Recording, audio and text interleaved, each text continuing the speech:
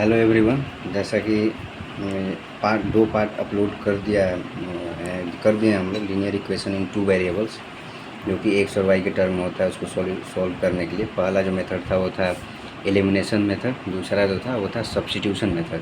ये part third है linear equation in two variables का, जिसमें हम आपको क्रॉस मल्टीप्लिकेशन मेथड बताएंगे। ये भी एक इम्पॉर्टेंट मेथड है जिससे आप linear equation in two variables को सॉल्व कर सकते हैं। इसमें भी आपको एक्स और वाई का सेम ही, जैसे हमने पिछले वीडियोज़ में निकाला है एक्स और वाई का वैल्यू, इसमें भी वही करना होता है। और आप क्वेश्चन प्रैक्टिस की जहाँ तक बात है तो वो दूसरे सर आपको क्वेश्चन प्रैक्टिस कराएंगे। मैं आपको यहाँ पे कंसेप्ट और 2-3 एग्जांपल देके समझा दे रहा हूँ। और वो भी जो प्रैक्टिस क्वेश्चंस हैं उसके वीडियोज़ बहुत ही जल्दी हमारे चैनल पर अपलोड कर दिया जाएगा। साथ ही आपको ग्रामर और अदर सब्जेक्ट जैसे साइंस, इसकी भी वीडियोज़ आ जाएगी। तो हम स्टार्ट करते हैं। यहाँ जो लिखा हुआ पहले मैं वो पढ़ देता हूँ, उसके बाद आपको स्टेप्स बता दूँगा और फॉर्मूला बता दूँगा, फिर एग्जाम्पल सॉल्व करके आपको बता दूँगा।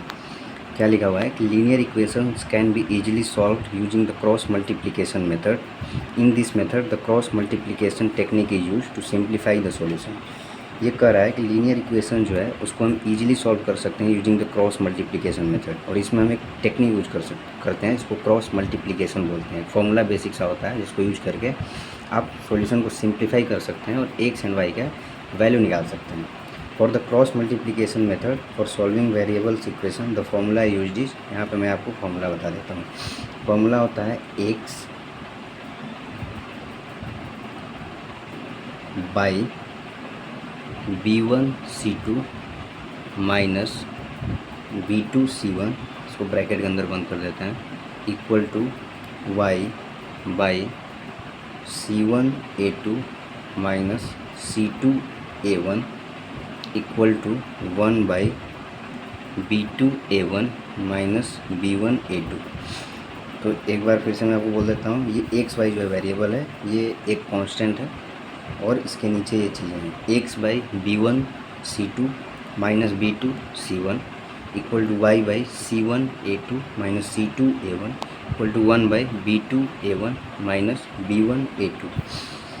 तो अब इसमें हमें क्या करना होता है, जैसे मैं यहाँ पे आपको एग्जाम्पल देकर बता देता हूँ। जैसे एग्जाम्पल है आपका x + y इक्वल टू 9 और 3x + 2y इक्वल टू 4, ऐसे मान लीजिए दो इक्वेशंस हैं। आगे मैं आपको एग्जांपल सॉल्व करके बताऊंगा। तो इसमें हम क्या करेंगे कि एक बार x को इससे कंपेयर करेंगे तो हमें x का वैल्यू मिल जाएगा, और जब x का वैल्यू मिल जाएगा तो एक बार हम y को इससे कंपेयर कर देंगे, हमें y का वैल्यू मिल जाएगा। अब आप बोलोगे कि यहाँ पे A1, B1, C1, A2, B2, C2 क्या है।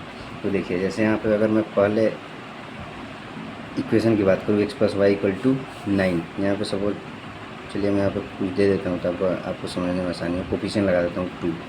तो यहाँ पे क्या हो गया, A1 क्या होगा, A2 क्या होगा, B1 क्या होगा, B2 क्या होगा, C1 क्या होगा,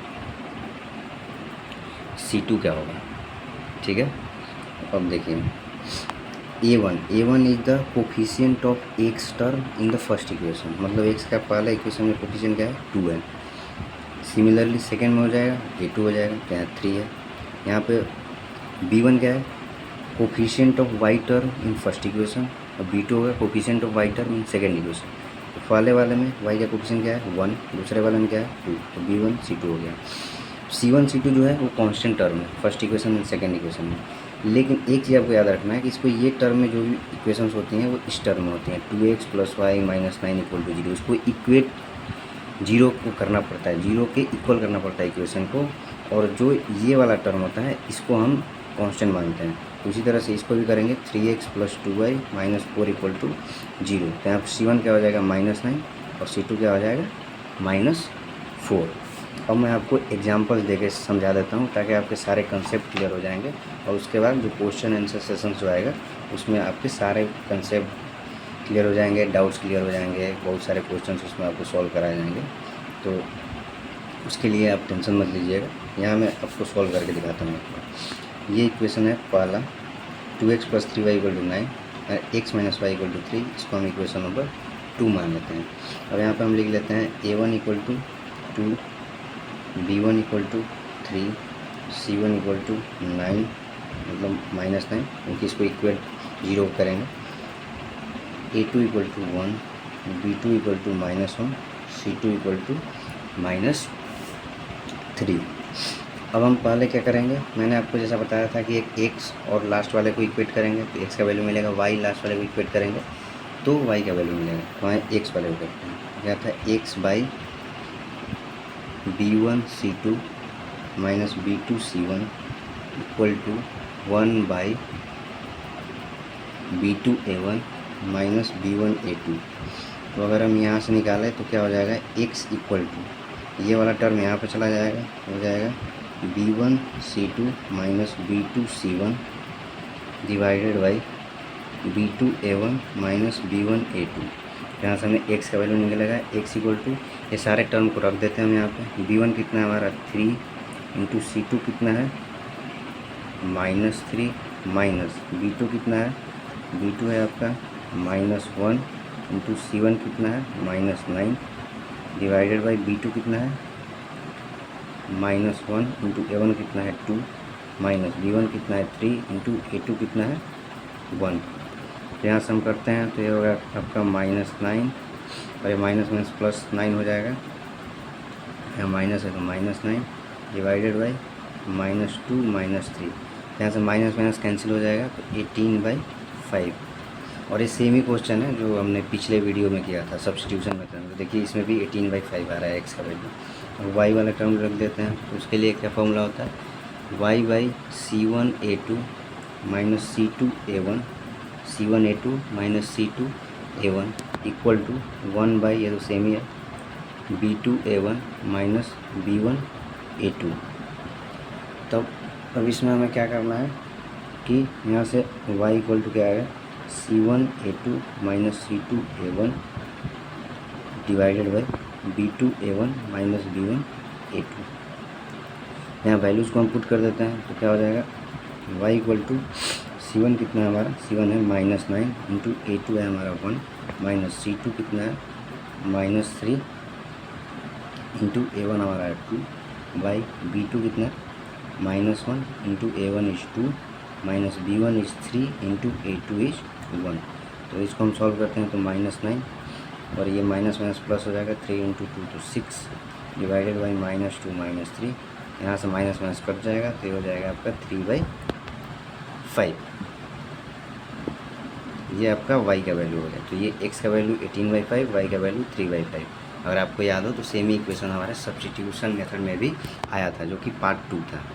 सेम ही क्वेश्चन मैंने लिया है ताकि आपको कोई कंफ्यूजन नहीं हो। दूसरा एग्जांपल है 5x + 3y = 7, इक्वेशन नंबर 1 हम इसको कंसीडर करते हैं। 6x + 2y = 4, इक्वेशन नंबर 2 हम इसको कंसीडर करते हैं। फिर हम यहाँ से a1 a2 के वैल्यू पर लिख लेते हैं, a1 = 5, b1 = 3, c1 = -7, a2 = 6, b2 = 2, c2 = -4। यहाँ पे x का मैं सीधा ये वाला जो फॉर्मूला यहाँ आ रहा है उसको मैं लिख देता हूँ।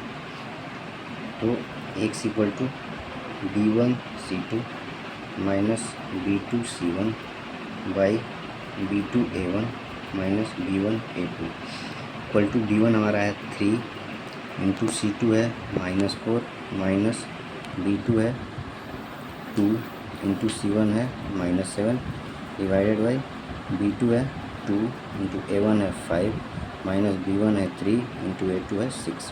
तो हो जाएगा -12 और minus minus plus 14 by 10 minus 18। यहाँ से हमारा आ जाएगा 2/-8 मतलब -1/4। ये x का वैल्यू हो गया। आई होप आप लोगों को दिख रहा होगा। फिर y का फॉर्मूला लिख देते हैं, y = C1a2 minus C2a1 by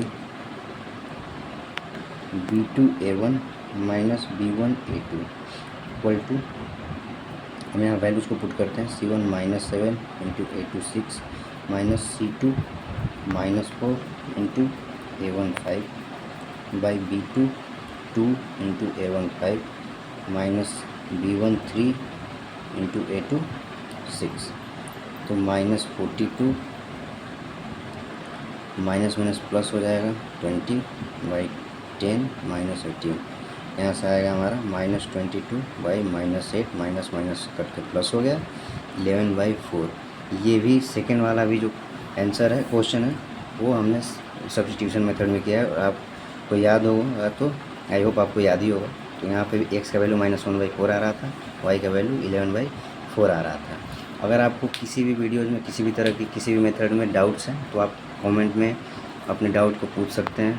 हम जितना जल्दी हो सकता है उसका रिप्लाई करने की कोशिश करेंगे। आई होप आप लोगों को अच्छे से समझ में आया हो। Thank you very much.